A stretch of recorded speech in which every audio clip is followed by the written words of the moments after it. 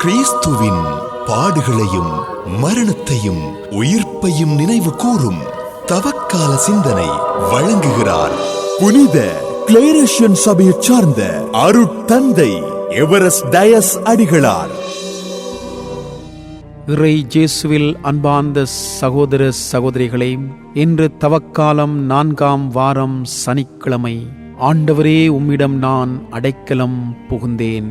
தம் ஒரே மகன் மீது நம்பிக்கை கொள்ளும் எவரும் அழியாமல் நிலைவாழ்வு பெரும் பொருட்டு அந்த மகனையே அழிக்கும் அளவுக்கு கடவுள் உலகின் மீது அன்பு கூர்ந்திருக்கின்றார்.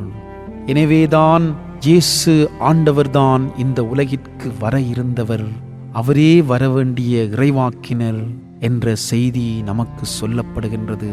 வரவேண்டிய இறைவாக்கினர் உண்மையில் இவரே என்றனர். வேறு சிலர் மெசியா இவரே என்றனர். அக்கால அரசியல், பொருளாதார, சமய, கலாச்சார பண்பாடுகள் சீரழிந்து காணப்பட்டன. ஏழைகள் ஏழைகளாகவே இருந்தார்கள், பணக்காரர்கள் பணக்காரர்களாகவே இருந்தார்கள். ஏழைகளுடைய விழுக்காடு அதிகரித்து கொண்டே போயின, பணக்காரர்களுடைய விழுக்காடு குறைந்து கொண்டே போயின. அடிமட்டத்தில் இருந்தவர்கள் ஒதுக்கப்பட்டார்கள், புறக்கணிக்கப்பட்டார்கள்.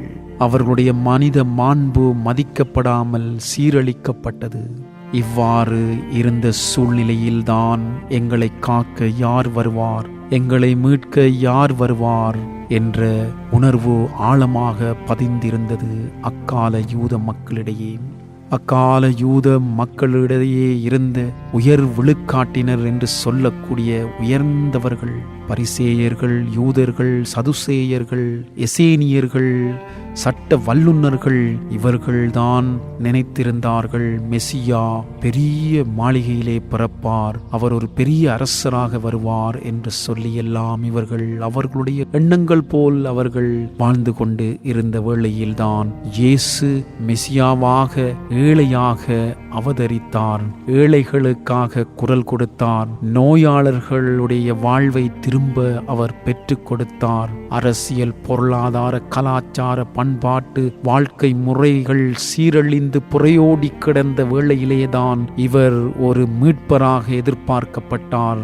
இவரே அபிஷேகம் செய்யப்பட்டவராக எதிர்பார்க்கப்பட்டார். இவரே நமக்கு நம் வாழ்வை தருகின்றவராக பார்க்கப்பட்டார். வேறு சிலர் மெசியா இவரே என்று அவரை ஏற்று கொண்டனர்.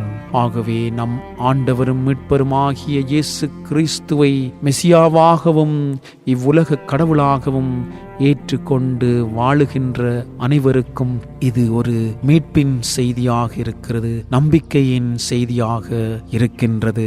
எனவே இந்த செய்தியை மட்டுமே நாம் நிலைநிறுத்தி கொள்ளாமல், இதை மட்டுமே நாங்கள் எங்களுடைய உள்ளங்களிலே இருத்தி நாம் தான் உயர்வானவர்கள், நாம் தான் உண்மையானவர்கள் என்ற அகம்பாவத்திற்குள் விழாமல் நாம் இருக்க பார்க்க வேண்டும். அதுதான் மிக முக்கியமான ஒரு கருப்பொருளாக இன்றைய காலம் நமக்கு சொல்லி நிற்கின்றது. அதைதான் திருச்சபை பன்முக கலாச்சாரத்தோடு நாம் ஒற்றுமையாக வாழ வேண்டும் என்று சொல்லி நம்மை அழைக்கின்றது.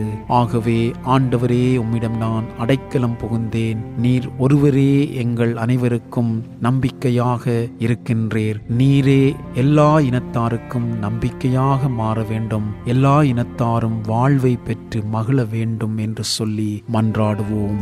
இன்றைய நாளிலே விசேஷ விதமாக தேர்ந்து தெளிதலையும் ஆக்கப்பூர்வமான தீர்மானத்தையும் உறுதியான செயல் வடிவத்தையும் நமதாக்கிக் கொள்ளுவோம். அவை நம்மை வாழ வைக்கும். நம்பிக்கையின் பயணிகளாக நாமும் மாறி மற்றவர்களையும் மாற செய்வோம். இன்றைய நாள் உங்கள் அனைவருக்கும் இறைவனுடைய ஆசீர்வாதங்களை அள்ளித் தருகிற நல்ல நாளாக அமைந்திட வாழ்த்தி பிரார்த்திக்கின்றேன். ஆமேன். தவக்கால சிந்தனை கேட்டீர்கள்.